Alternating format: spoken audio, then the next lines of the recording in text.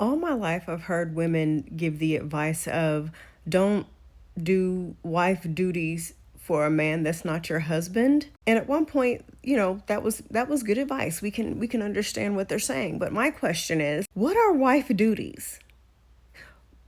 Washing dishes, cooking, cleaning, taking care of children. But why can't those also be husband duties? Why does the wife have to be the one to do them? And it just further proves the case that marriage only benefits men. I mean, unless you are marrying somebody who is wealthy and has a lot of money, and let's face it, the average woman is not doing that. Don't you fucking lie to me. So when a man marries you, he gets someone who will clean for him, cook for him, take care of his children, be his personal assistant, and the wife gets to cook and clean and take care of his children and be his personal assistant. I saw a video. I never keep track of this stuff, but I saw a video not too long ago of a woman who literally showed a picture of her before she was married, during her marriage, and after her marriage.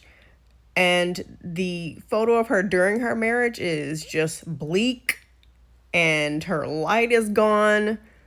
The photo of her after her marriage is her back to being happy like she was in the photo before her marriage. And a lot of women won't admit it, but this is the truth. And you'll have some women that you'll see who are the exception of the rule. They'll come on this app and say, marriage is the best thing that's ever happened to me. I married my best friend. I'm so happy. Don't let the negative people talk you out of getting married. But the truth is, those women are the exception to the rule. Most women are not going to have that same experience. Most women are simply just going to inherit more chores and more bills on top of the shit that they already do and the bills that they already have for themselves. Most women are not going to get a best friend and a partner.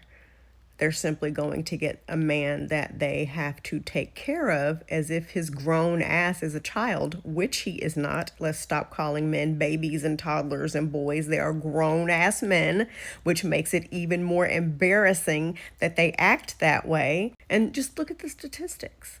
Marriage benefits men. They age slower. They're healthier. They're more successful when they are married. And the opposite is true for women when they are married. And how many times have you had a conversation with somebody who was a married woman, and she'll say, oh, back before I was married, when I was younger, I used to fill in the blank with something happy, vibrant, amazing, enriching. She just lived it up. And she's saying that like, now look at my life. And something else patriarchy has done to us was tell us that taking care of a man is an honor and a privilege. And then they say, because he's paying the bills. But if you hired a nanny, if you hired a chef, you would pay them. That's a job. But he's going to get all that for free from you. And patriarchy has told you that you have to be grateful for that opportunity. Being grateful is a big weapon of patriarchy. Because if you don't want to do all that shit, you are selfish. You are bitter.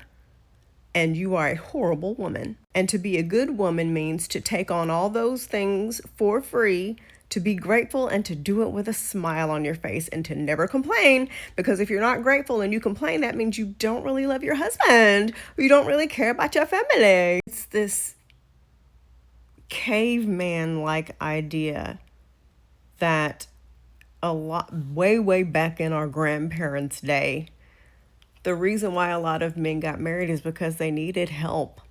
They needed help running a house. That's basically it. And to this day, we're still doing that shit. So you're supposed to be happy and grateful and do all that shit for free. And then what happens if that relationship ends? And there's this idea that when you leave a marriage, you get half of everything and you're going to be better off. That's not true for most women. Half of what? The average person is not making enough money to where half of anything even makes any fucking sense. And then after you pay lawyers and all that shit, and once you pay security deposits and trying to get your life back in order, you're going to be worse off than you were before. I heard a divorce lawyer say that the road to divorce court is lined with the bodies of stay-at-home moms. And I'm here to tell you the court system doesn't give a damn that you gave up your career. It doesn't care that you dropped out of school. It does not care how many kids you gave that man. It does not care how many years you stuck by him. It does not care how much money you invested in his business and all the time you invested into him to help build his life. It doesn't care how many years y'all have been married. It does not care that you don't have anything and you're having to start from zero. It does not care. And some women, because of the fact that they don't have an income, put themselves at risk of losing their children, because if their soon-to-be ex wants to be hateful, he can make a point of, well, she doesn't even have a stable life, so how is she going to take care of the kids? I'll say this again and I'll say it a million times, and it's unfortunate that this is going to be a hot take, and this is coming from somebody who once did this. Being a stay-at-home mom is one of the worst financial decisions that a woman can make if you do not have a backup plan, if you do not have any connections and you've lost touch with your network of people. It's the worst thing. I wish more women would understand this. Yes, it's a beautiful thing, and I actually wish more women could stay at home with their young children, but the average woman just cannot afford to do something like that, honestly, in this real world that we're speaking of, because a lot of single moms will argue with me about how it should be like this and it should be like that and it should, but it's not like this and it's not like that.